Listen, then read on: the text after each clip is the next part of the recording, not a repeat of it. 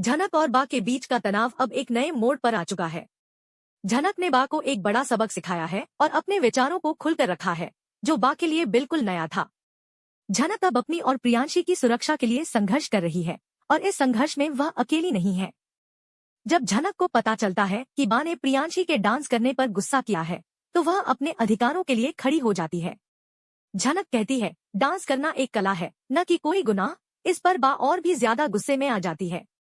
विहान, जो पहले से ही झनक के साथ गुस्से में था, अब और भी उग्र हो जाता है। झनक इस गुस्से से डरने वाली नहीं है और वह अपने परिवार और विशेष रूप से प्रियांशी की रक्षा के लिए कदम उठाती है।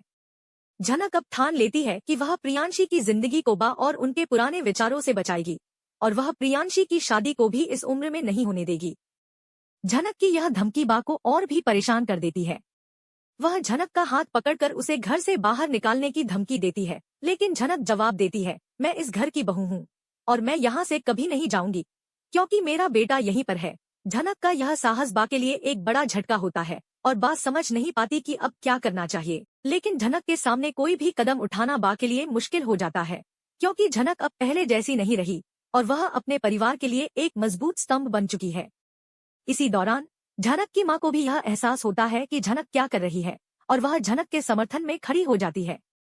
झनक अपनी माँ से कहती है कि वह प्रियांशी के स्कूल में डांस देखने जाए, ताकि वह इस कला को समझ सके और किसी तरह की गलतफहमी से बच सके।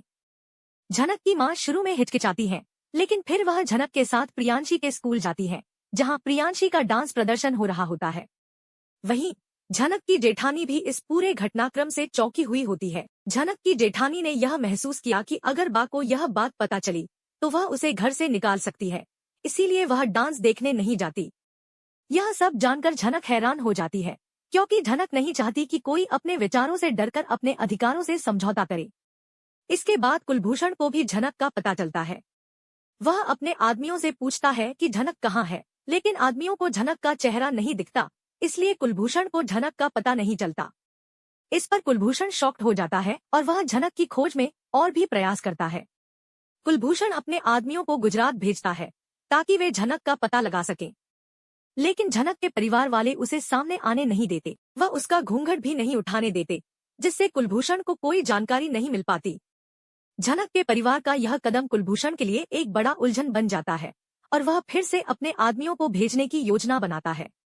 इस बीच अर्शिका की तबीयत अचानक बहुत खराब हो जाती है और अनिरुद्ध, जो अभी तक झनक के पास ठहरा हुआ है, उसे इस स्थिति से निपटने के लिए विहान से मदद लेनी पड़ती है।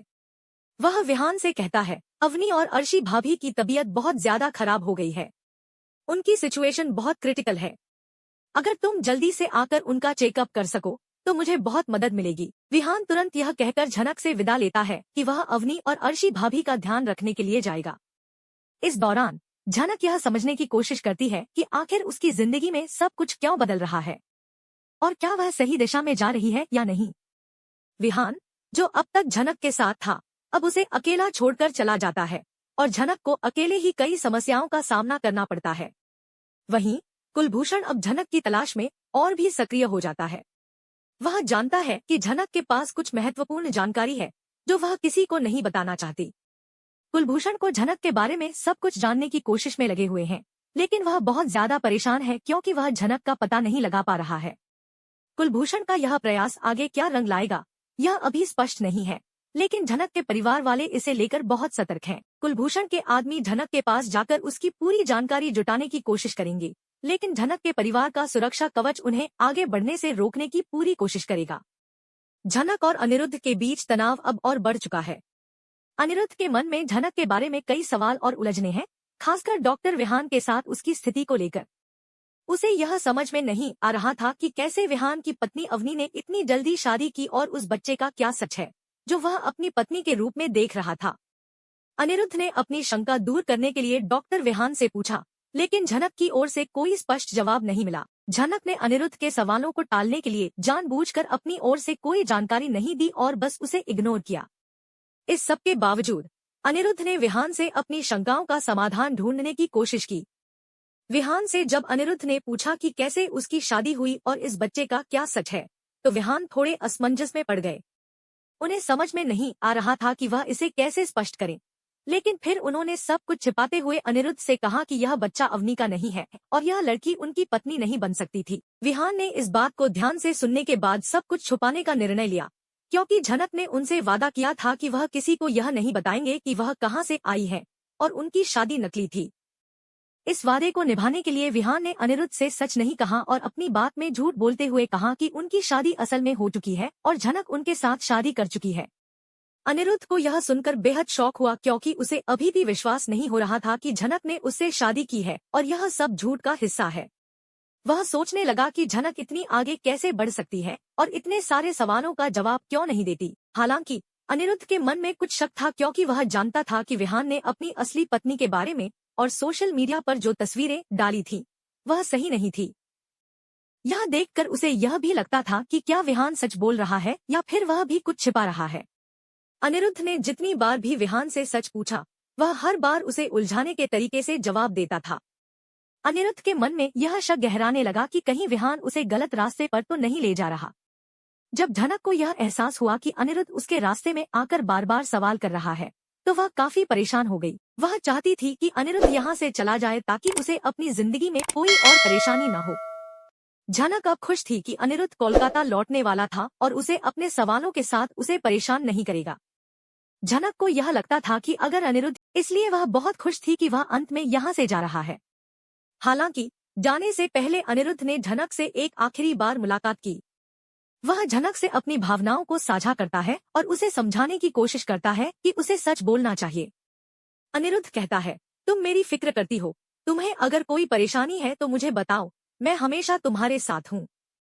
तुम्हें कुछ भी छुपाने की जरूरत नहीं है, हम साथ मिलकर इसे हल कर सकते हैं। लेकिन झनक ने एक बार फिर वही पुराना रुख अपनाया और कहा, अब आपको मेरे बारे में सोचने की कोई जरूरत नहीं है, आपकी पत्नी और बच्चा है, आप उन्हीं के बारे में सोचिए। यह सुनकर अनिरुद्ध थोड़ा हैरान हो गया, क्योंकि उसे यह समझ में आ रहा था कि झनक ने उससे सच नहीं कहा है और वह अपनी बातों को किसी और से छुपा रही है।